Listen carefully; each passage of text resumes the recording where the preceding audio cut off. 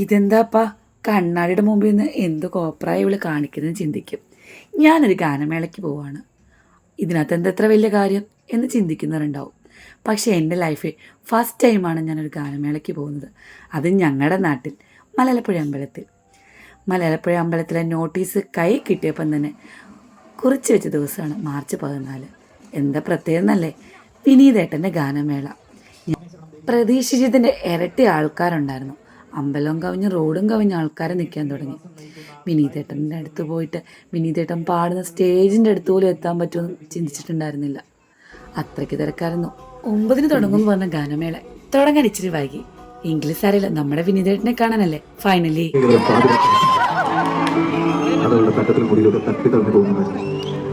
ഇരുട്ടിൽ നിന്ന് വെളിച്ചത്തിലേക്ക് ഓരോ തവണ വരുമ്പോഴും പെണ്ണിന്റെ മഞ്ചു കൂടിക്കൂടി വന്നു. അന്ന് അവനാട്ടിയിൽ വെച്ച് ഞാൻ മനസ്സിലുറപ്പിച്ചു, മറ്റൊരുത്തനെ ഇവളെ വിട്ടുകൊടുക്കൂലെന്ന്. ഈ ഉമ്മച്ചിക്കുട്ടി ഇവളെ എന്റെയാണ്.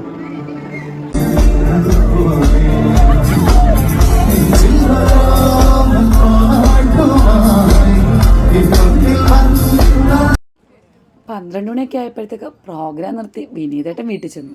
അപ്പോഴത്തേക്ക് ഞങ്ങൾക്കും പരവേശമായി. കിടന്ന് ചാടുമല്ലായിരുന്നോ. ആൾക്കാരെല്ലാം പോയി. അടുത്തുള്ള കടയിൽ നിന്ന് ഒരു പാനിപ്പൂരിയും ഒരു കുലുക്കിയും കഴിക്കാമെന്ന് വിചാരിച്ചു. അത്യാവശ്യം തരക്കേടില്ലാത്ത പാനിപ്പൂരിയായിരുന്നു. നമ്മുടെ ബംഗാളികൾ ഉണ്ടാക്കുന്ന അത്ര ടേസ്റ്റ് ഉണ്ടാവില്ല. സമയം കഴിഞ്ഞു. 12:30 ആയപ്പോഴത്തേക്ക് അടുത്തുള്ള ഹോട്ടലിൽ കയറി ചെറുതായിട്ടൊന്ന് തട്ടി. അത്താഴപ്പട്ടിട്ട് കിടന്നാലേ അമ്മ വഴക്ക് പറയും. ഞങ്ങൾ 4 പേരും ചേർന്ന് ചെറുതായിട്ടൊന്ന് ഫുഡും കഴിച്ച് ഞാൻ റൂമിൽ കയറി. അപ്പോൾ അത്രയേ ഉള്ളൂ. Tata, bye bye.